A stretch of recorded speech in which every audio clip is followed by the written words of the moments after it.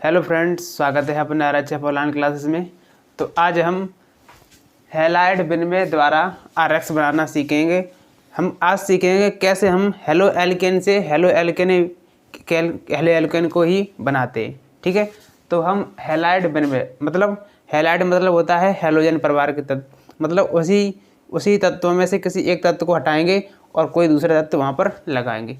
इन अभिक्रियाओं को पढ़ने वाले हैं। इन अभिक्रियाओं के कुछ नाम हैं, इन्हें नेम रिएक्शन भी कहते हैं। ठीक है, तो हम पहली अभिक्रिया पढ़ने जा रहे हैं।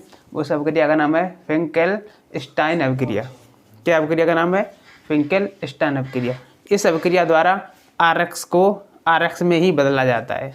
क्या करते हैं, इसमें RX दिया होगा आपके पास और बोला जाएगा इस अभिक्रिया को RX में ही बदल दिए। लेकिन हम क्या कर सकते हैं इस अभिक्रिया में कि आपको इसमें कोई RX दे रखा होगा, Cl जुड़ा होगा या Br जुड़ा होगा। लेकिन इस अभिक्रिया में क्या है, हम Cl या Br को हटाकर वहाँ पर हम इस अभिक्रिया द्वारा हम उस हैलाइड में, उस हाइड्रोकार्बन में जो X जुड़ा होता है उसकी जगह पे हम I लगा सकते हैं। ठीक है, तो देखिए किस प्रकार से इस अभिक्रिया होती है। अभिक्रिया का नाम है फिंकेल-स्टाइन अभिक्रिया। हम पढ़ क्या रहे हैं? हैलाइड विनिमय अभिक्रिया।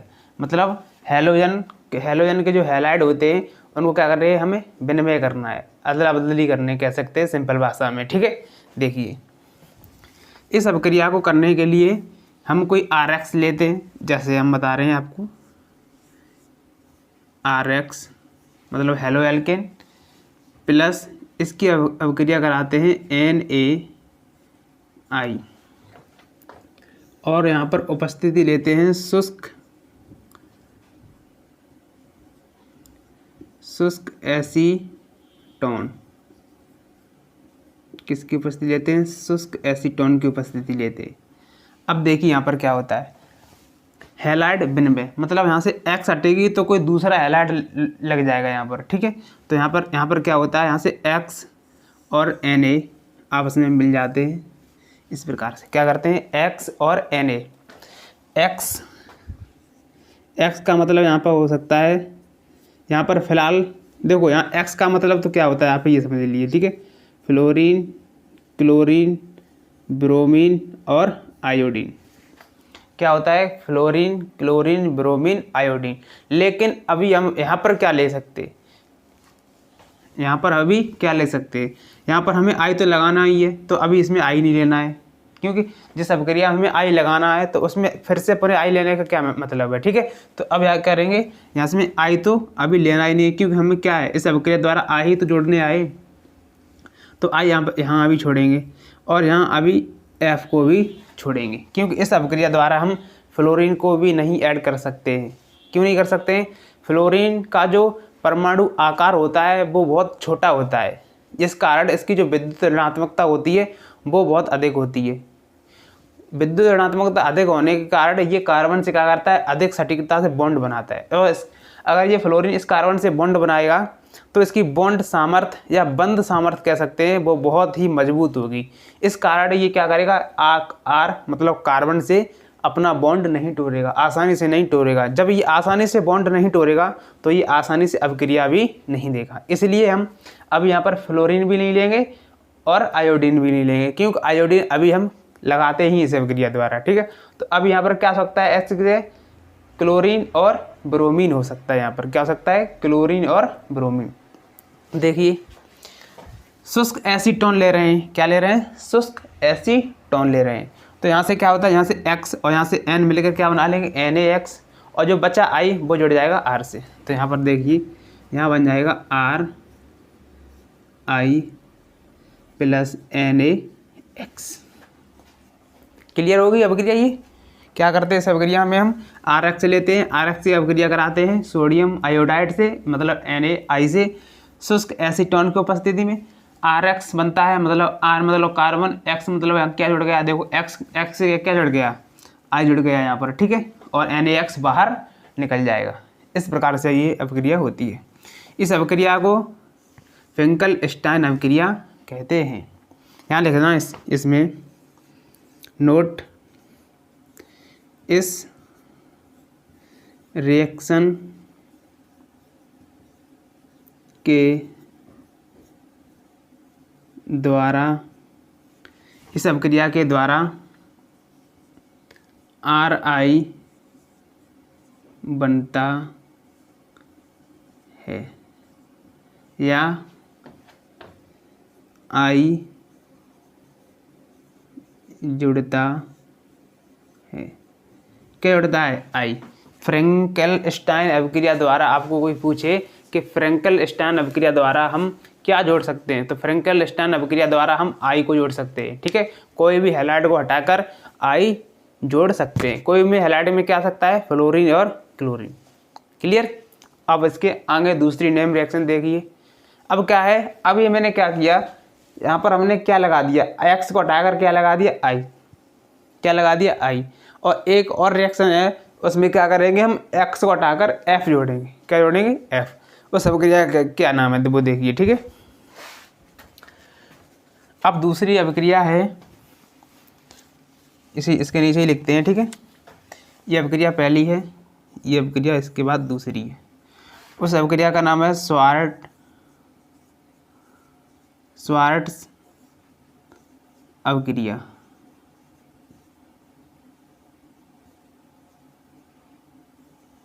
ठीक है, स्वार्ट्स रिएक्शन।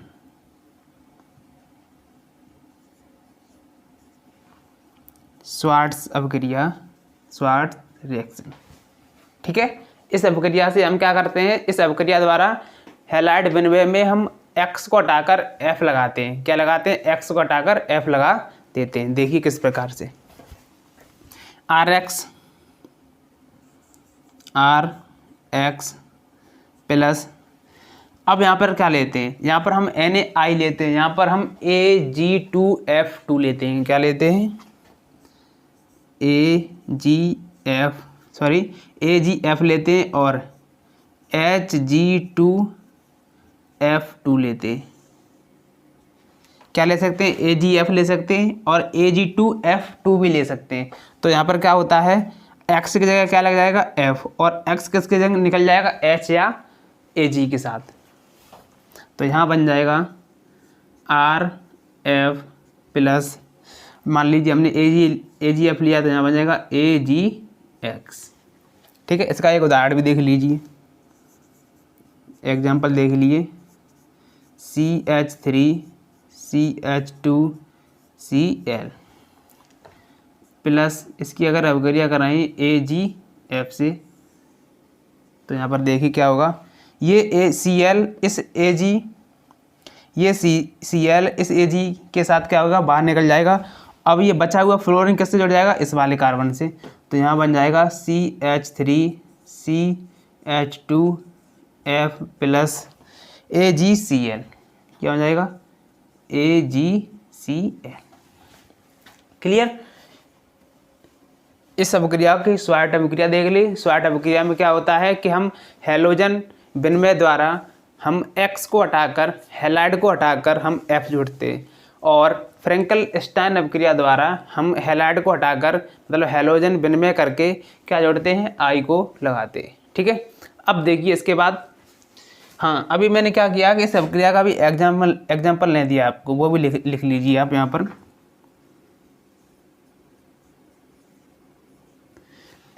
R मतलब कार्बन, CH3CH2Br प्लस, किससे करवा रहे हैं? सोडियम आयोडाइड से, मतलब NaI। उपस्थिति शुष्क एसीटोन की होनी चाहिए,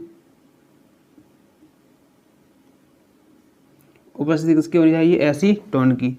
तो हमने आपको बताया था यहाँ से Br और यहाँ से Cl, यहाँ से Br, यहाँ से Na बाहर निकल जाएगा, और क्या होगा? CH3CH2 क्या जुड़ जाएगा? I प्लस, यहाँ से Na और यहाँ से Br, तो यहाँ से निकल जाएगा NaBr।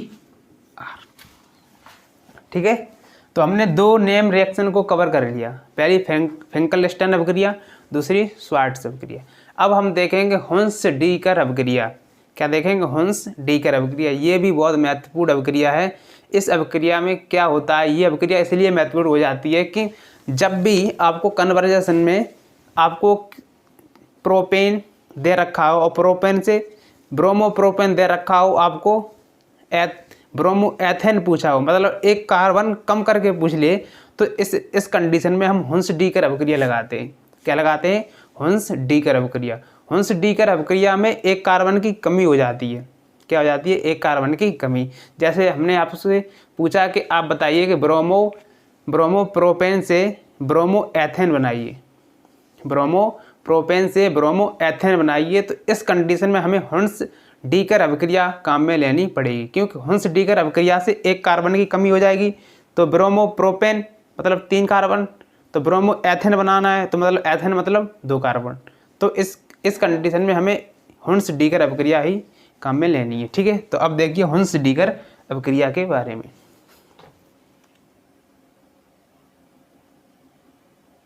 ठीक है, हुंस डीकर अभिक्रिया के बारे में देखिए।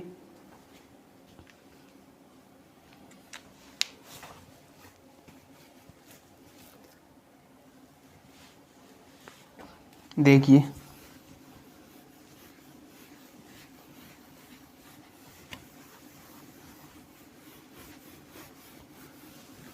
हुंस डीकर अभिक्रिया।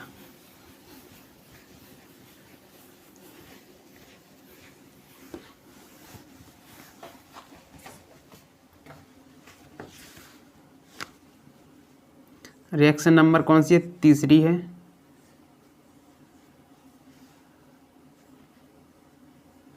हुंस डीकर अभिक्रिया।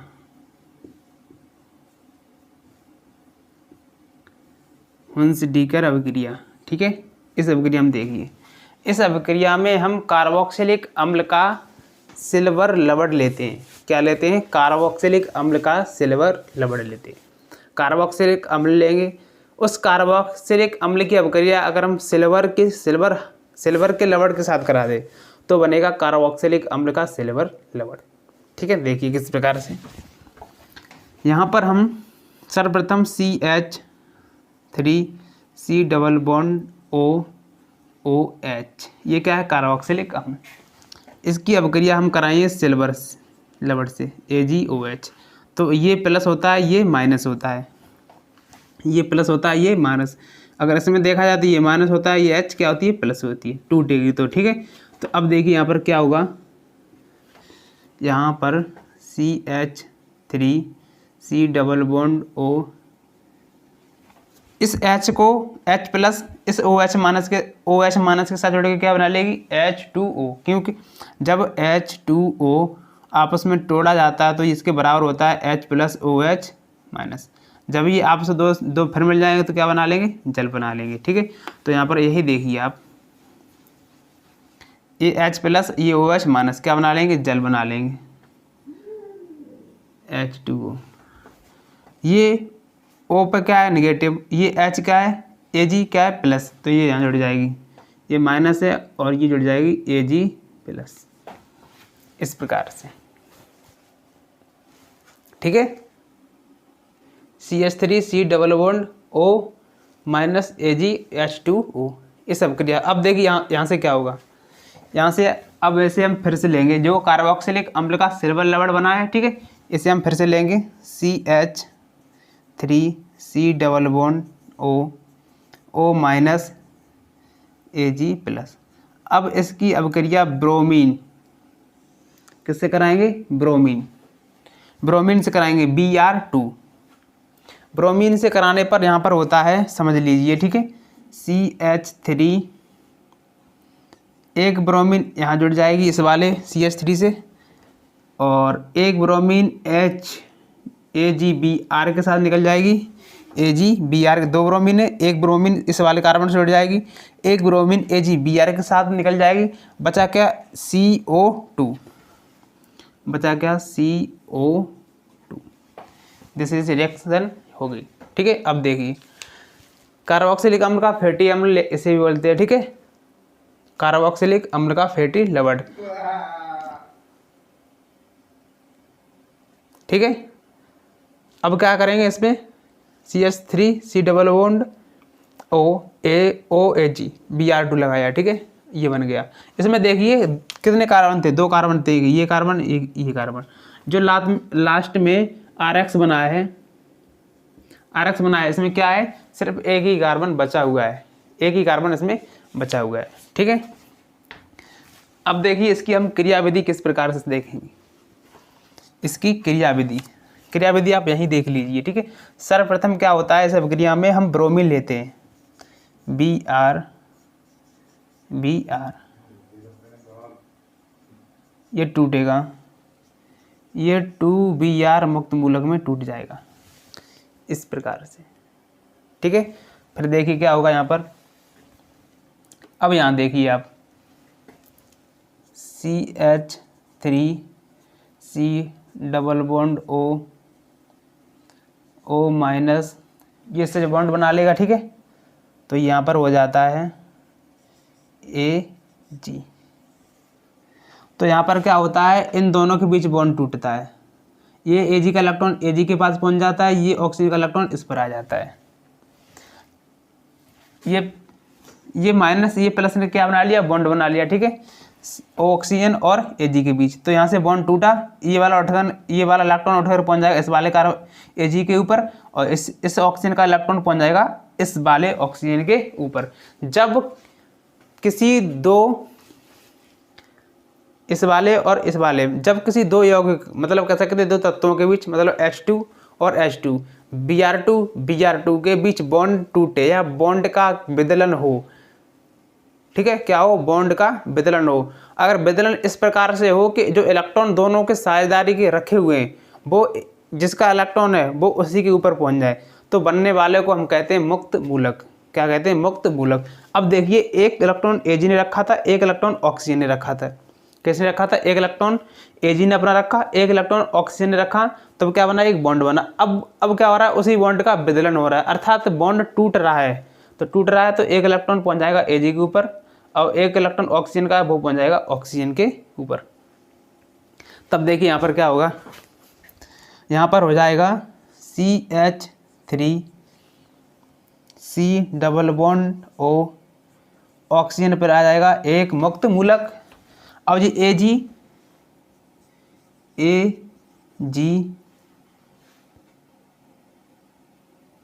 का डॉट बनकर बाहर निकल जाएगा, ठीक है, Ag का डॉट बनकर बाहर निकल जाएगा। अब थोड़ी सी हमें ऊपर से मिटाना पड़ेगा, ठीक है,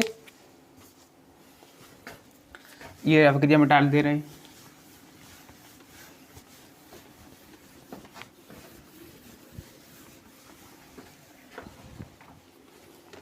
अब देखिए क्या हुआ, ये बना।